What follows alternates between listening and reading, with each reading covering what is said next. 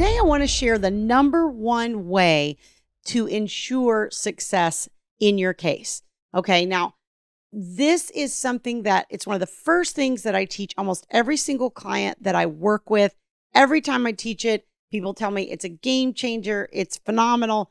And I'm not going to tell you that you're going to see overnight results from this. And I'm not going to tell you that there's not going to be any work involved, because there's definitely work, and it definitely usually bears fruit over time more than immediately. But the reason I want to share this is because it's just like all the other decisions that I talk about. The earlier you can start these positive things, the greater result you will get. It becomes like a trajectory. It becomes exponential, like compounding interest. If you can make good decisions from the beginning, or you can create good habits from the beginning, then as you go through your case, it's going to snowball and it's going to build, and you're going to have more and more success as a result of using these kinds of strategies. The number one thing that I teach people is about documentation. Okay.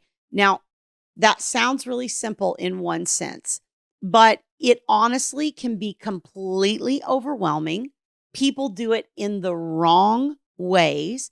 And it's also something that if and when attorneys get involved in your case, whether that's now, whether that's 6 months from now, whether that's 6 years from now, this type of strategy is going to save you a boatload of money on attorney's fees. Okay. So what happens is this: you're just chugging along in your life, right? Okay. So maybe you're post judgment, you've been co-parenting for a while. Maybe you're right at the beginning of this and you're in the middle of a divorce and you don't really know whether it's going to go well or poorly. You're hoping for, more amicable and less expensive, but we don't really know at this point. What happens is inevitably a crisis point will hit, whether it's in the middle of the court case, whether it's a few years after when you've been co-parenting.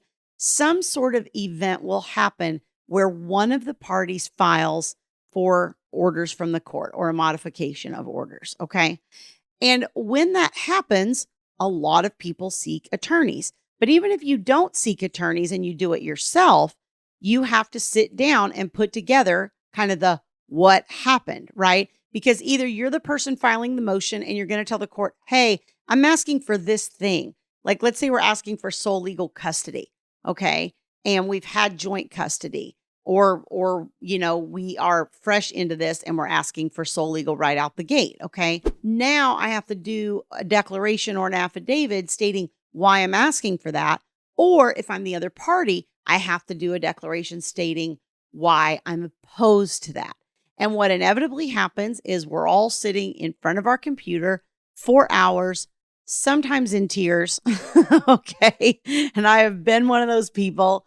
And you're combing through pages and pages and pages of either parenting app messages or text messages on your phone or in your email or pictures on your phone or whatever it is. And I do have a lot of people that will get fairly organized, and they will either, they might have one email account that they use for all of this. And so they're like, oh, everything's in that email account. Okay, so you've narrowed it down some. Or they'll have folders organized by timeline, months and years or whatever, and they'll have different pieces of evidence in that.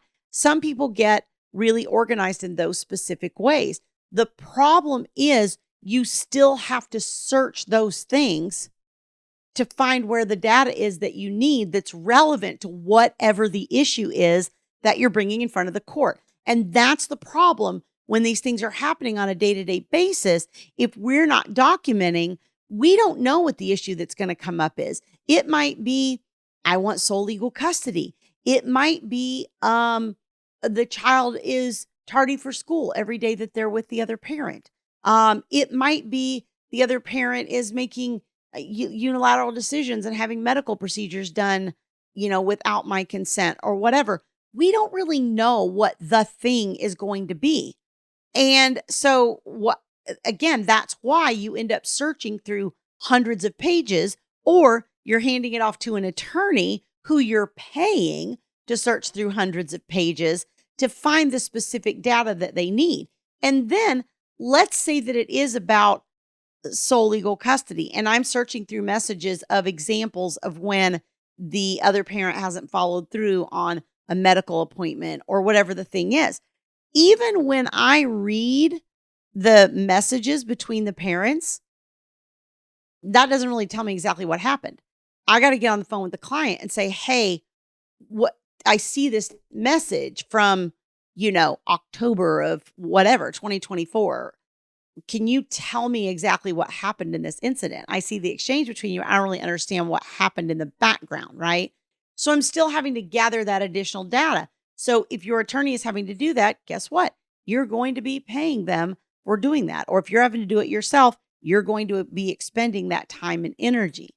So what I have people do right from the start, and technology is great and there's tons of it now. And people will often ask me about apps and all this different kind of stuff. And honestly, I find the most helpful thing to be a simple Excel spreadsheet. And I know that might sound too simplistic for you, but I'm going to explain to you why this works. What you're going to do is you're going to essentially document anything that happens, anything that feels significant to you. People will say, well, should I document that? Well, if you're asking me if you should, the answer is yes. Because again, you don't know what the thing is that they're going to bring up. There might be this little blip that happens and it really doesn't feel that significant to you, but then they bring it up a year later and then you didn't document it. And then you're like, oh, I don't even remember what happened. Or I don't even remember that incident. And we all know with a narcissist, a lot of times what happens is they'll take a little kernel of truth and they blow it up into something that it isn't. And if you didn't document it, then you don't really have it's not as easy for you to counter. You might remember that particular thing didn't happen or that it's never happened, but you don't really know what did happen on that specific date or time or incident.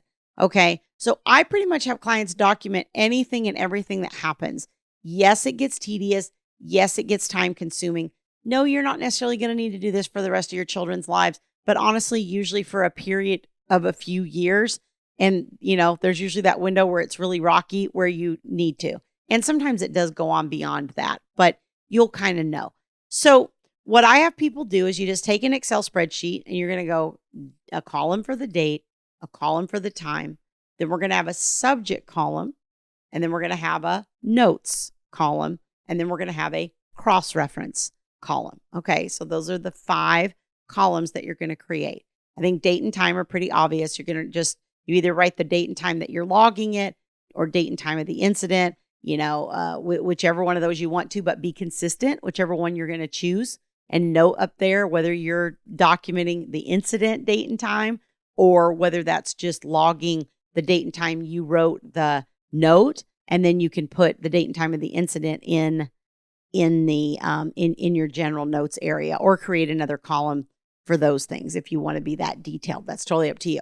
So then in the subject area, what I always say to people is, most people I would say have about 5, 6 subject areas, and people, I don't really have a specific, here are your 5 subjects. I mean, most people have like at least miscellaneous so that it's kind of a catch-all for all the extraneous stuff. But the 4 or 5 kind of core ones for you is maybe different than what it is for somebody else. It depends on what the issues are that frequently repeat themselves with your ex, or things that can potentially show a pattern. Like, okay, they're late for school a lot when they're with my ex. All right, that's going to be one of my things. School tardies. Maybe it's homework.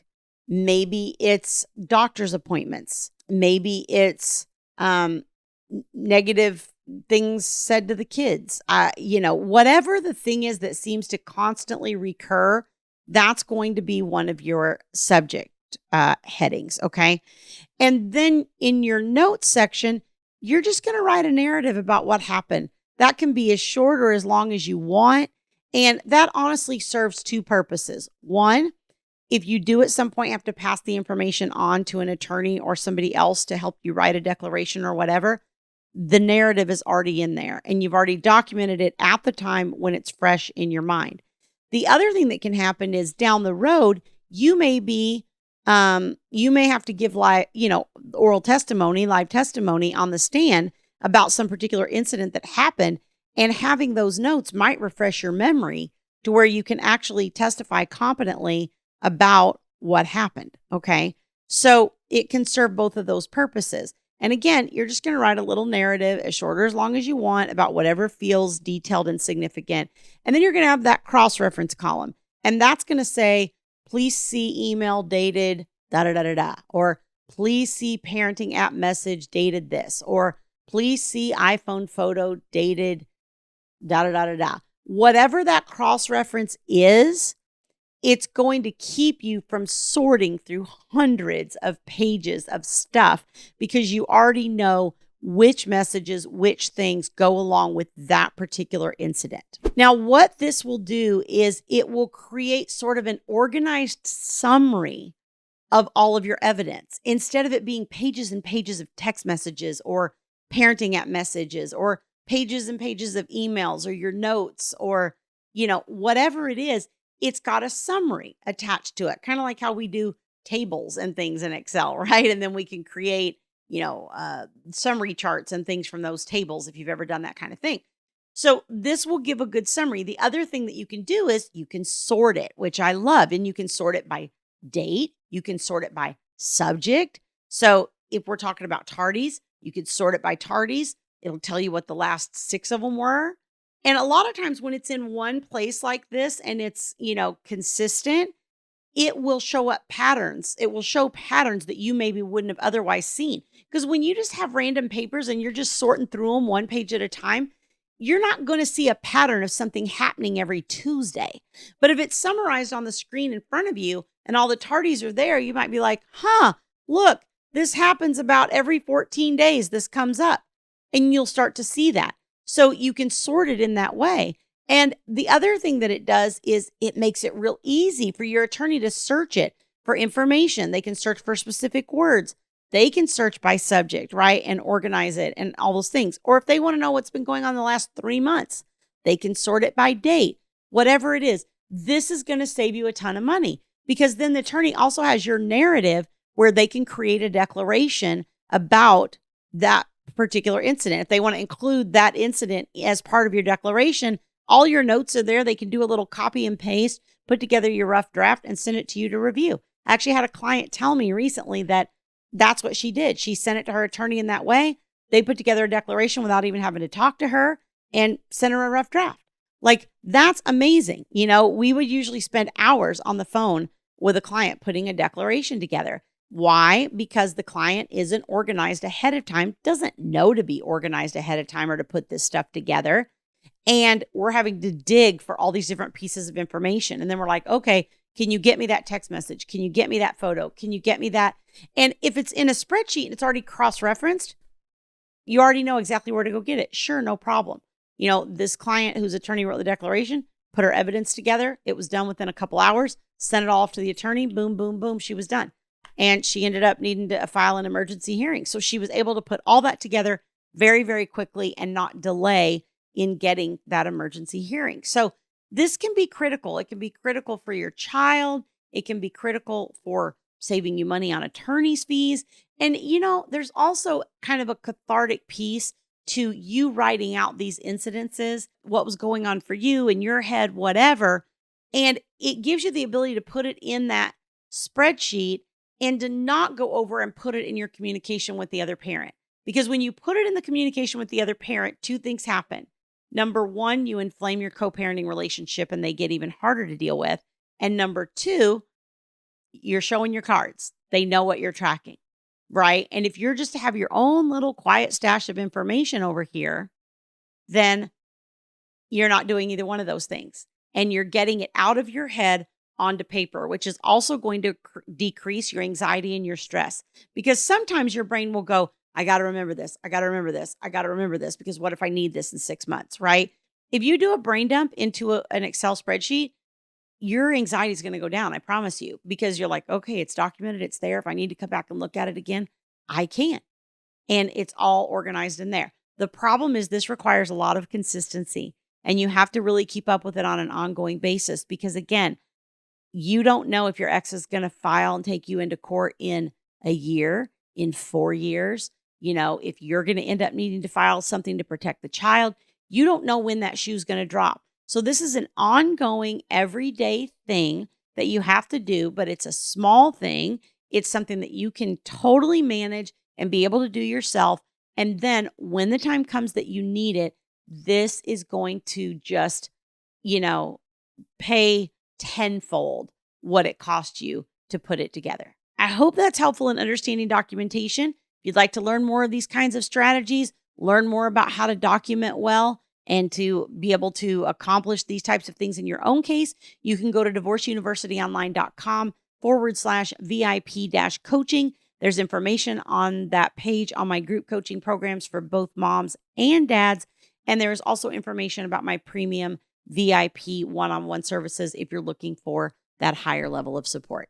Thanks for joining me, and I'll see you guys next time. We'll grow in number, fueled by them to see the horizon, turn us to thousands.